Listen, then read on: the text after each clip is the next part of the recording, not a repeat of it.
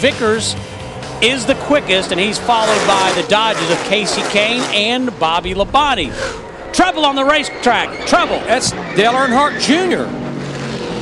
Big trouble involved, I think, with David Gilliland. And guys, this is what we've been talking about. This practice right here. You did not want to wind up being victimized, trying to learn something with this race car, but you just, again, this is the worst of the worst.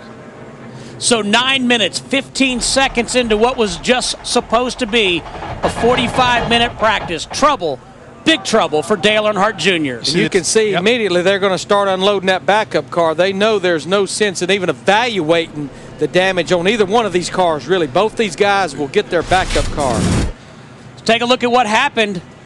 It just explodes. The right rear tire did. I mean, right in the middle of the corner, and there was nowhere for David Gilliland to go. Larry, when that tire exploded, it blew the whole back of the car off. Another look. Wow. There went the rear wing and everything. I mean, the whole back of the car just exploded. No place for David Gilliland to go. Casey Kane, several other cars spinning to the bottom right there. I mean, there's a lot of cars torn up, and nobody's fault, especially Dale Jr.'s. He's just along for the ride, and all of a sudden the right rear explodes. Now, he had only run 5 laps, and even if it's the same set of tires from the first practice, he only ran 8 laps in that first practice. We're riding with Tony Stewart. You'll see the explosion right there. And, boy, Tony just got through. In fact, they're probably going to have a little bit of splitter damage where he had to drive down off the apron through the grass. I'd say, and also damage, I think Jeff mentioned, on the 9 car. Yeah, Casey Kane got a piece, I think, and maybe Tony's right here in the back of him. Yep. He hit him and knocked him up in there. But Tony's got some minor damage to his car. See Hamlin to the bottom. Bobby Labonte to the bottom. Larry, I have seen a lot of tires explode in my lifetime. That has to be one of the most unbelievable situations I've ever seen. I mean, blew the back of the car off. All the way off. Look at the damage on Casey Kane in the 9. Also being told that David Rudiman suffered some damage to the 44, his Toyota. And guys, this is the kind of damage, they might be able to fix that race car for someplace else besides Talladega, but with that kind of damage, more than likely they'll have to go to a backup car also. There's the culprit.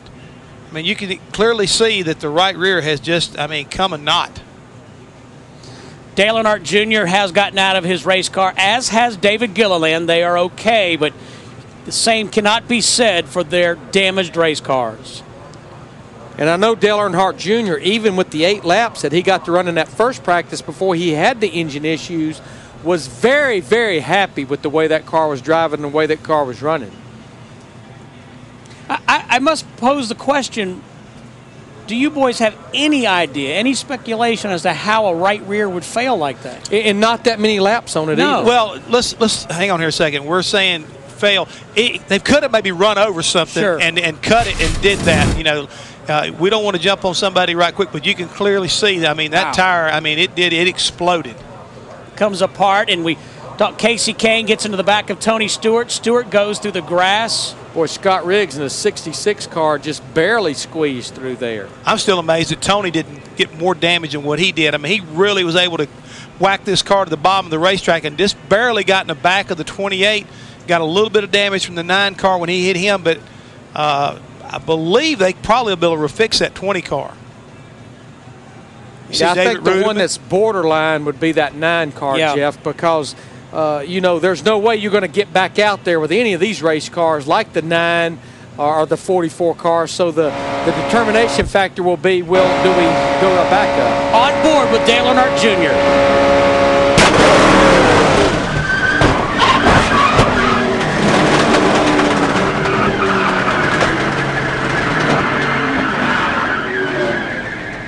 Well, we lost the camera, but we did not lose audio.